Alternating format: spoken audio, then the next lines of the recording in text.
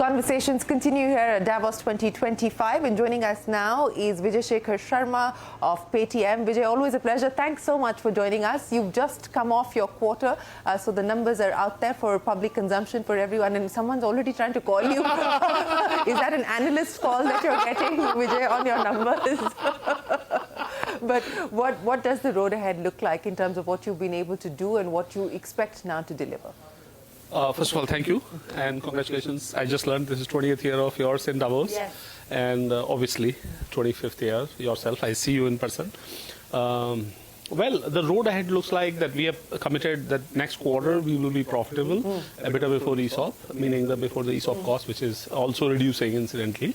And we should be doing that. So we are working on the business which is now PAT profitable onwards. So after a couple of quarters, we should talk about PAT profitability, and I would go for that. After a couple of quarters, so what does a couple of quarters mean? A couple of quarters are a couple of quarters. So you won't specify, is that 3, 4? I learned that being a public company, one thing that you should know is that you should not have one information arbitration with other information. So what we've been talking, I'll be able to detail it further, just like we've said it. Okay. And we've said it that from this point onward, we in earnings call also talked about that because our large cash pool gives us interest income, our two costs, which are capex sort of and lots of, let's say, other costs, will get sorted out. So we should head towards a PAT profitability soon. In few quarters is what you have to say. I have to say that. So let's talk about what's happening on the UPI side of the market, Vijay. And you know, despite the fact that you've got the NPCI approval, we've actually seen market share come off quite sharply. A 50% drop as far as your market share is concerned, now down to 5.5%. It's bad. Why is that? It's very bad, and I can only say that. I mean, the situations and the reasons are public. I'll not like to repeat much of that, but I'd say that... is it on account of the trust issues related to what happened with the bank? No, we were not allowed to onboard at all for last... Yeah. So our business was paused because of regulatory understanding and something that happened thereof. And post that it has come, I'm very happy that without any marketing spend, we are adding millions of customers. So I have a super brighter side ahead, just like this bright sun in Davos right now. We all are surprised, yeah. And I can say that even though we've fall market share exists, but it is easily recoverable with the product. How do you ensure that it becomes easily recoverable? What are you going to do? I think the customers are coming in. It's a product gap. Deeper integration to UPI ecosystem and more merchant acquisition, which creates a flywheel, will bring our consumer back. Okay. We do have a marketing budget, but right now we are focused on product-led growth. Okay, so give me specifics in terms of what we should expect and what you hope your market share will be, say, in the next few quarters, you know, from 5.5% currently. It has to go up logically, and at the same point in time, look, there is a network effect. The big continues to remain bigger, and there is a little bit if it was more number of features and services that we were able to add, we will be able to get the customers. So it is more about product features, more about integration on customer's life that will generate the customer back. It is the best part I can tell you is that our brand recall to the service recall to the features, if we are able to bring them back, it'll come back. Okay, so that's as far as trying to reclaim market share is concerned, but also the NPCI has extended further that 30% limit as far as payment is concerned for another 2 years now. You know, where does that leave you? Oh, my pay get to answer.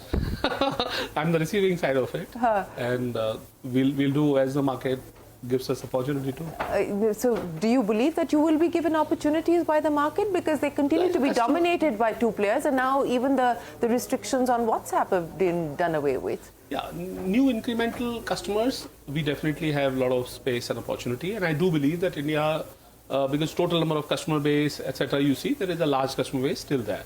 I mean, I remind of ourselves as remember that there was a time when Internet Explorer was dominating literally 80% market share because that every device would get developed. But now Mr. Pichai's product rules the world. It's a product and lots of other activities they did.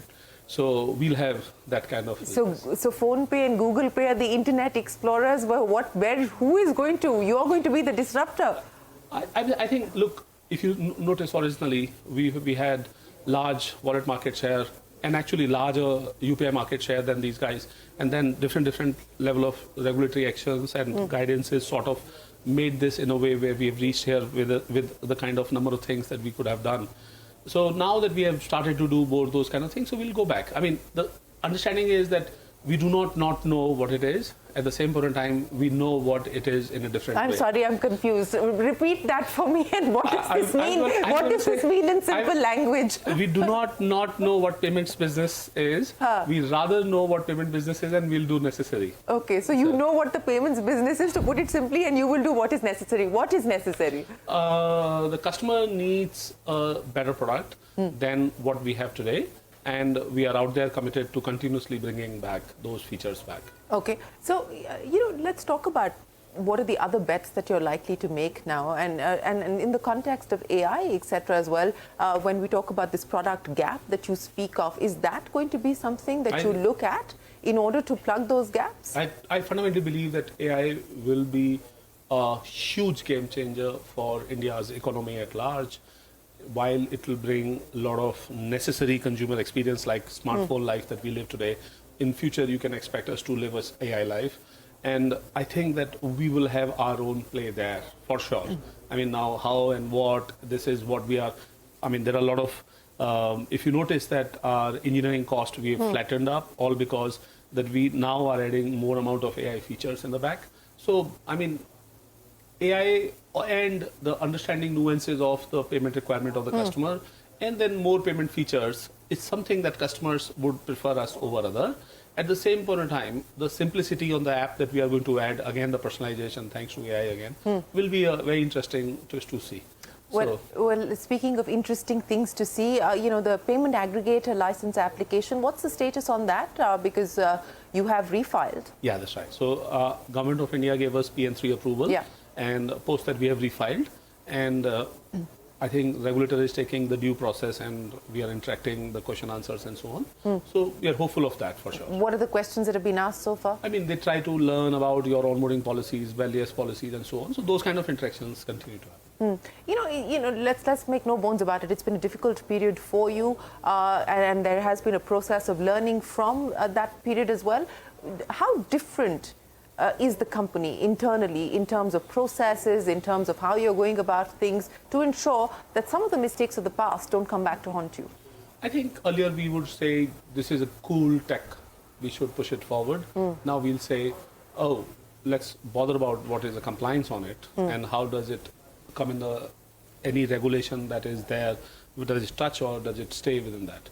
So it's a compliance first approach versus a technology first, consumer first approach. And that's been the big learning for you? That's a big learning. I think in Rome you speak Roman. So how have you changed things internally? I started telling people that if it is not your bothering of compliance, like you yourself when you are making a product, then I'm not taking up, I'll get you out of the company. So we internally made literally everybody responsible for compliance instead of a single person called compliance officer. That's a big difference. Earlier it was like a one person who sort of was compliance officer, would give like a query, answer, suggestion, input. But now literally everybody understands what the compliance is. And we read the documents much more detailed and insightfully. I started telling everybody that if we all are climbing a mountain, then we all should know how to climb a mountain and live in this snow and so on. We should not have some single person to tell us. So in that sense, now it's a very normal way of life of working for us. Compliance is a normal way of life today. Absolutely. That's the big change. But going back to the point that you made about in the next few quarters, you hope to be PAT profitable. Monthly transacting users, and I'm just looking at the numbers, that's also declined by nearly 100 million. UPI users are monthly declining. So this decline is declined because of that reason. Okay. At the same point of time, I want to tell you, the revenue that we make is from only 6 or 7 lakh customers.